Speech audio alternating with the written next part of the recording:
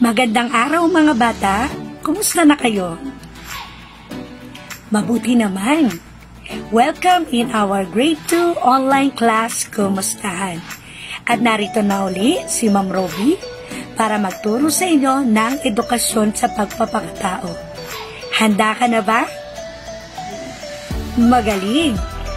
Ang pag-aaralan natin sa ESP ay nakapagpapahayag ng kabutihang dulot ng karapatang tinatamasa.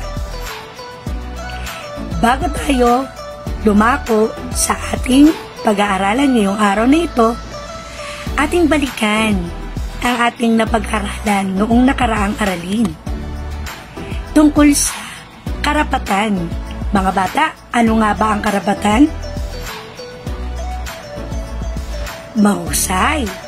Ang karapatan ang tawag sa mga bagay o gawain na dapat nakamit o makamit o tamasahin. Ito yung mga bagay na dapat ibigay sa inyo. Ano-ano nga ba yung mga karapatan na dapat ibigay sa inyo? Siyempre, ang unang karapatan na dapat ibigay sa atin ay ang karapatang may silang at magkaroon ng pangalan. Meron ba kayo niyan? Siyempre. Sumunod, magkaroon ng pamilyang mag-aaruga o mag-aalaga. Okay. Sumunod naman ay mabigyan ng pagkakataong makapag-aral at sapat na edukasyon. Okay, mga bata, kaya tayo ay pumupunta sa eskwelahan. Ngayon ay nasa bahay tayo dahil sa pandemic, pero wag tayo mag-alala dahil kahit may pandemic, gumagawa tayo ng way para tayo ay matuto. Sumunod naman ay makapagpaunlad ng sarili, kakayahan at talento. Okay, yung mga husay nyo sa pagsayaw, sa pag-awit, sa pagguhit. Yan mga bata. Kailangan nating praktisin o sanayin. O ano pa yung mga karapatan na ating napag-aralan, mga bata? Okay, mabigyan ng wastong nutrisyon. Ano pa? Okay, very good. Makapanirahan sa ligtas at tahimik na pamayanan at tahanan. Yan, karapatan nyo yan. Ano pa? Matuto ng mabuting asal. O, mga bata. Ano ba yung mga mabubuting asal?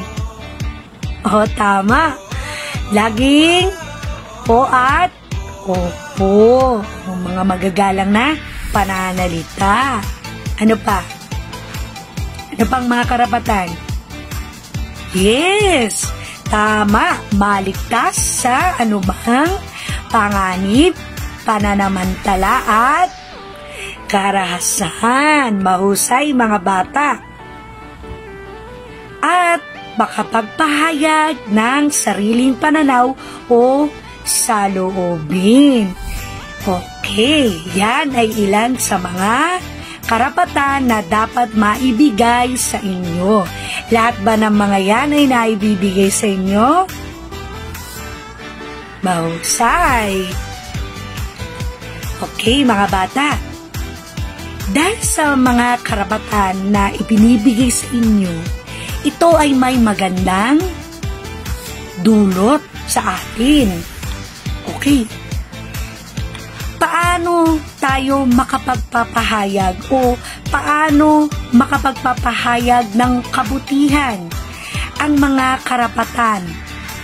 Una, siyempre, ipakita natin ang pagmamahal sa ating mga magulang, mga bata. Pakita natin dyan na mahal natin ang ating mga magulang. Una diyan, siyempre, ikalawa, igalang natin sila sa lahat ng oras. Okay. Hindi lang mga bata sasabihin natin, mahal ko si mami, love ko si papa, love ko si mama. Siyempre mga bata, gagawin natin in action. Gagawin natin, ipapakita natin ang pagmamahal natin sa ating mga magulang. Siyempre, igalang natin sila sa lahat ng oras. Okay, nakikita niyo ba sa mga larawan? Okay, sumunod naman ay sumunod sa kanilang mga utos at alintuntunin. Di ba sa bahay may mga alintuntunin si mami at daddy, si mama at papa? Susundin natin yun mga bata dahil naman lahat ng mga pinag-uutos sila ay makabubuti sa atin. Okay, lagi tayong susunod. Okay, sumunod ay ang mag-aral ng mabuti dahil sa karapatan na ipinagkaloob sa atin na tayo ay makapag-aral. Siyempre, tayo ay kailangan, ang kabutihang dulot ito ay kailangan mag-aral ng mabuti. Katulad niyan, online kumustahan. Natutuwa si teacher dahil marami sa inyo ang dumadalo, nag-go online para lang tayo magkita-kita, para mas maraming matutunan. Kaya ang DepEd ay maraming mga kaparaanan para lahat kayong mga bata ay hindi maiwanan sa pag-aaral. Kaya nga meron tayo learning. Gumagawa tayo ng paraan para lahat kayo ay matuto kahit nasa bahay lamang.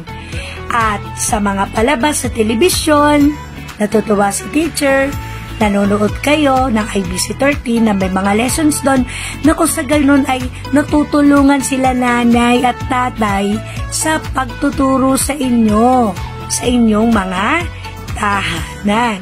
Dapat lang mga bata, natutuwa si teacher dahil gumagawa kayo ng mga gawaing ipinagagawa ni teacher. Natutuwa ako sa mga gawain na yon. Kayo ba? Tingin ko naman, kayo ay masayang-masaya at nasisiyahan sa ating mga ginagawa. Mga bata, ipagpatuloy nyo lang yan. Okay. Sumunod, tumulong tayo mga bata. Tumulong sa gawaing bahay. Tararapat lang mga bata na isa din sa karapatan na tinatamasa natin. Ang mga karapatan na tinatamasa natin, dapat lang anak ay suklian natin ang mga yon.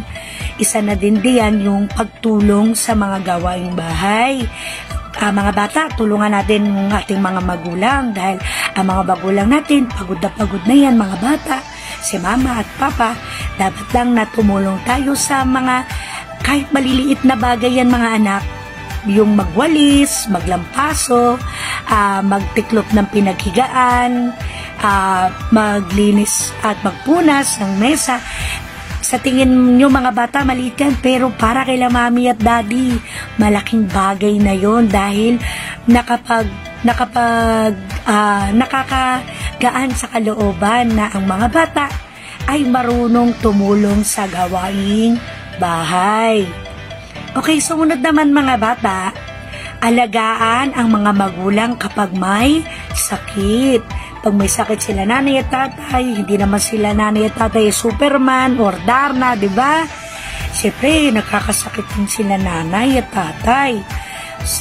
Dati tayo, inaalagaan tayo nila nanay at tatay kapag tayo nagkakasakit. Ganun din mga bata, sila mama at papa, sila nanay at tatay, alagaan natin sila. Okay. Sumunod, ang bawat bata, mga bata ay may karapatan na dapat igalang. Ito ay dapat tamasahin ng may kasiyahan. May mga tumutulong sa mga batang tulad mo na makamit ang inyong mga karapatan. Okay mga bata, narito ang mga nagbibigay sa inyo ng inyong karapatan. Sino-sino nga ba ito? Siyempre, una rito ay ang ating pamilya. Ang unang magbibigay sa atin ng karapatan, sila mama at papa. Sila mama at papa ang magbibigay sa atin ng malilinis na pananamit, nagmamahal, nag-aalaga sa atin at nagbibigay sa atin ng maayos na tirahan. Okay, mahalaga ang pamilya. Sumunod ang simbahan. Simbahan naman mga bata, nagbibigay sa atin ng malawak na pananaw tungkol sa sarili, paniniwala sa Diyos. Mga bata, kahit iba-iba yung mga relihiyon natin, okay lang, dapat nating igalang dahil nariyan ang simbahan mga bata na nagtuturo sa atin tungkol sa mga aral, turo ng Diyos. Okay, sumunod naman ay ang paaralan. Ang paaralan, katulad ni teacher, ng ginagawa natin, katulad nila teacher, nandito sila teacher, upang kayo ay mabigyan ng wastong edukasyon at kasanayan sa pagbabasa, pagsusulat, pagbibilang, mga bata.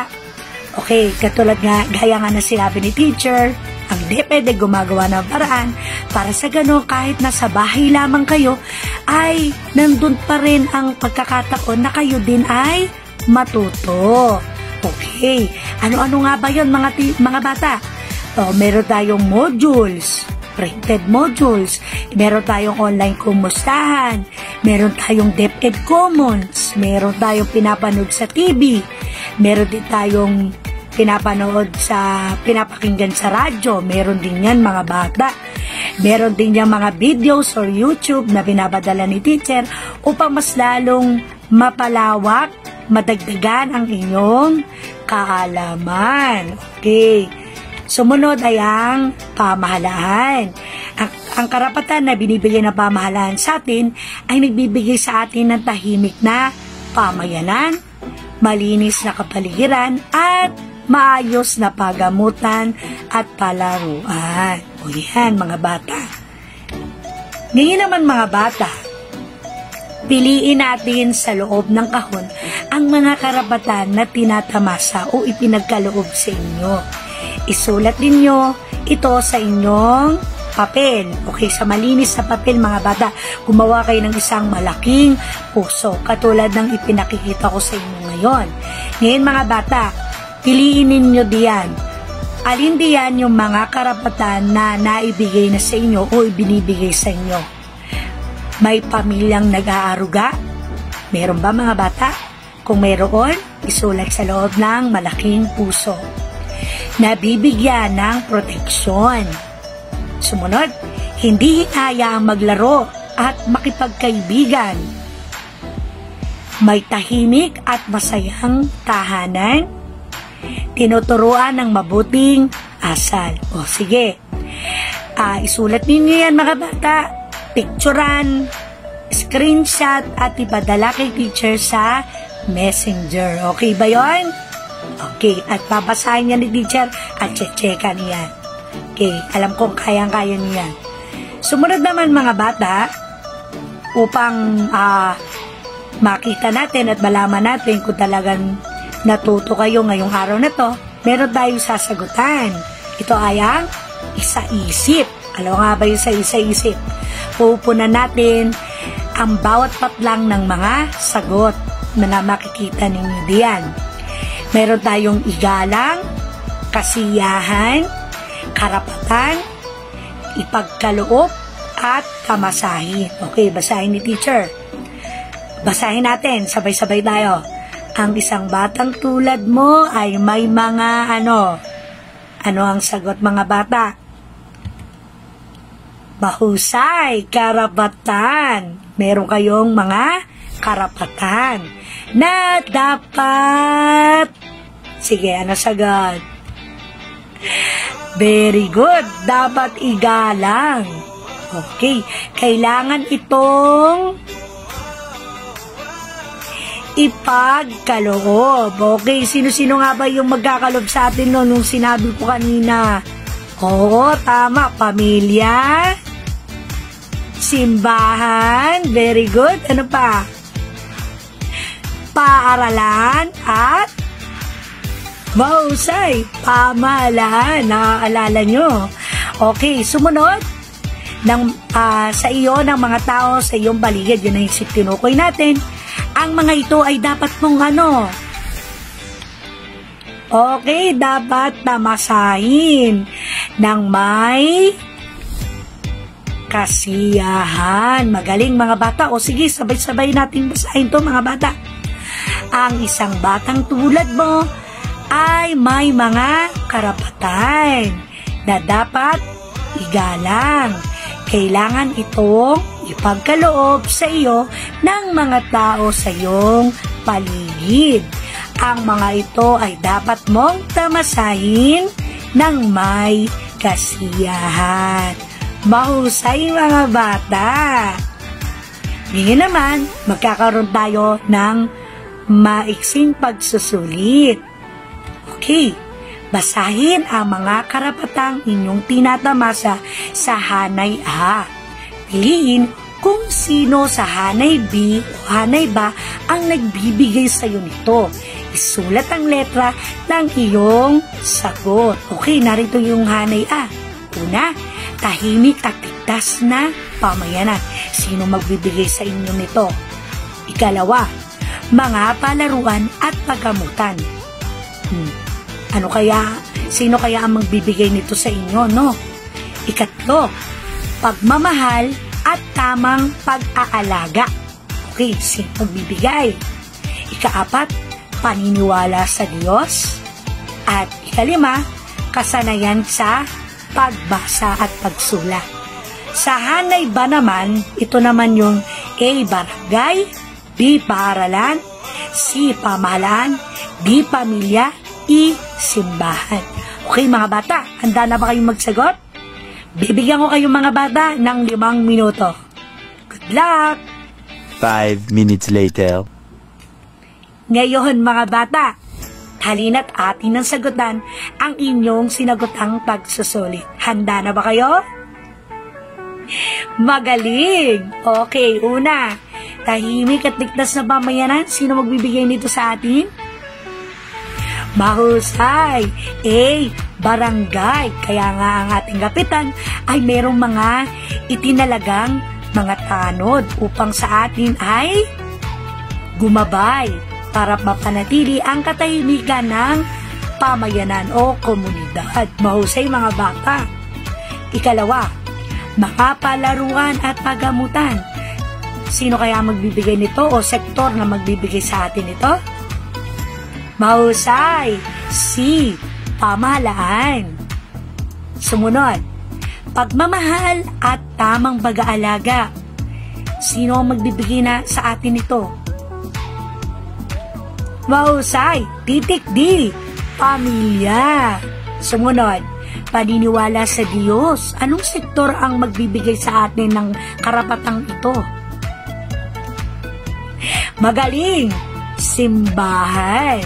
O ang ikalima naman, kasanayan sa pagbasa at pagsulat. Huwag nyo kakalimutan yan.